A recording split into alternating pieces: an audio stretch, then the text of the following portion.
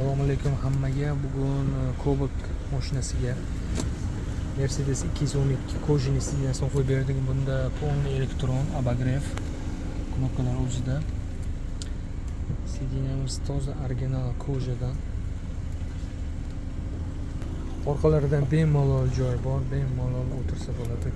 Cobalt o'zi ichki undan hozir kengligi, barlari, pastakanliklari.